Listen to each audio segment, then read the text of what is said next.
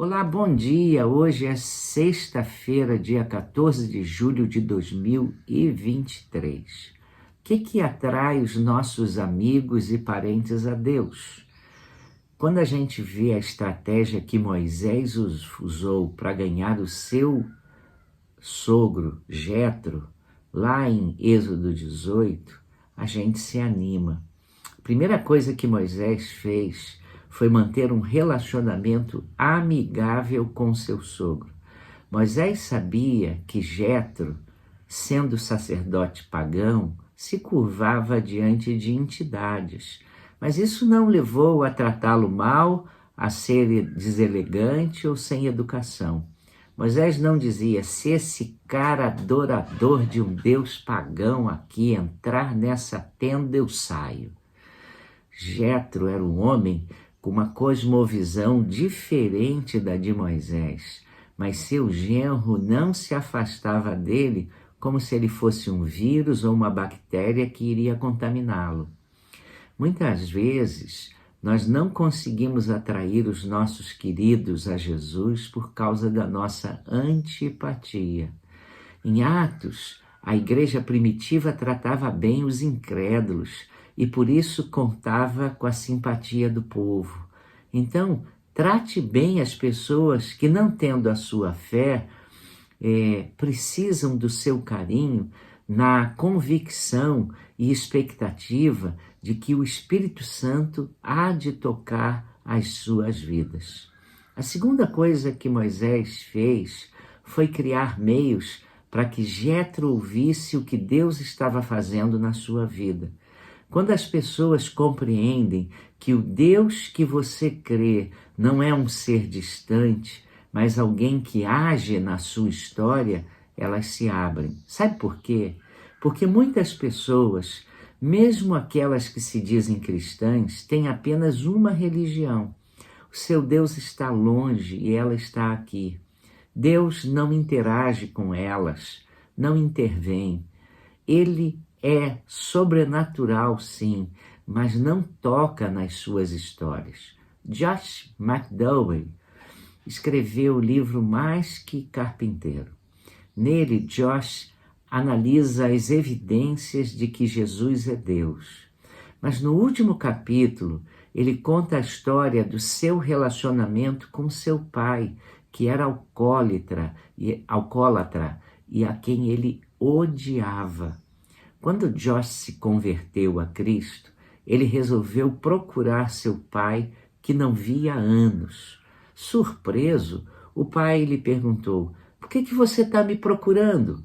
E ele respondeu: pai, Deus está mudando meu coração e eu sinto que não lhe ajudei nas suas dificuldades e eu agora quero me aproximar do Senhor.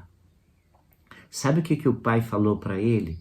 Disse assim: se esse Deus está fazendo isso no seu coração, eu também quero esse Deus para minha vida, filho.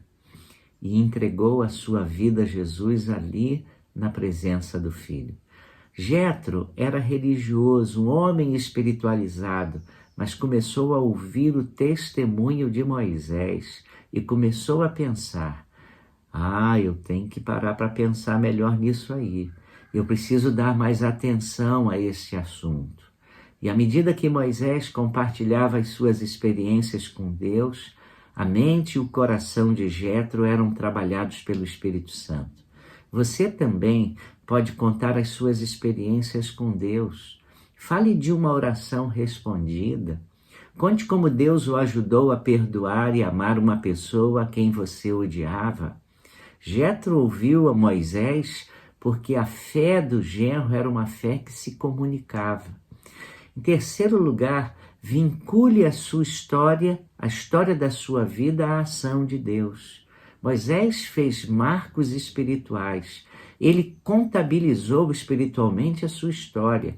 Ele chamou um dos filhos de Eliezer, que significa Deus ajuda. Sabe por quê? Porque o Deus de meu pai foi a minha ajuda e me livrou da espada de Faraó. Ao outro lhe deu o nome de Gerson, estrangeiro. Sabe por quê? Porque ele peregrinou em terra estranha. E todas as vezes que ele chamava os filhos, Ele se lembrava dos eventos em que Deus se manifestou claramente na sua história pessoal. Muitas vezes nós não vinculamos a nossa história a uma percepção de Deus. É o crente que ganhou dinheiro porque foi esperto, ou perdeu porque bobeou.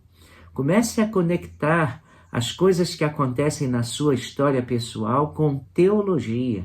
Essas coisas não são meras coincidências ou acasos. Aprenda a discernir Deus na sua vida. Não viva como um pagão, cujo Deus não se envolve nem se manifesta. Quando Jetro se converteu, aconteceram 3 coisas bonitas. Ele começou a exaltar o Deus de Israel acima de todos os outros deuses e já não queria mais adorar o outro Deus. Ele também trouxe ofertas ao Senhor e, por fim, começou a ter comunhão com o povo de Deus. A minha oração é que os seus parentes e queridos também sejam atraídos à fé em Jesus por verem em você as marcas de um Deus vivo e verdadeiro que abençoa a sua vida e também quer abençoar a deles. Vamos orar? Vamos. Ó Pai, nós te damos graças porque nós não conhecemos um Deus que está lá no céu distante e nós aqui. Tu és o Deus conosco. Tu és o Deus que se aproxima todos os dias de nós e nos ajuda e nos sustenta e fala conosco e interage com a nossa vida.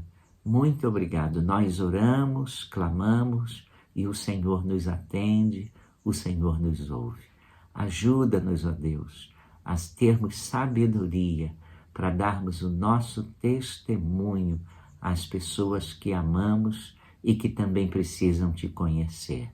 Dá-nos, ó Deus, sensibilidade para que, com a ajuda do teu Espírito, sejamos testemunhas bastante ousadas para dizer aos outros como achar o Senhor. Obrigado por cuidar da nossa vida. Obrigado por ser o nosso Deus. Oramos em nome de Jesus. Amém. Tenha uma semana abençoada.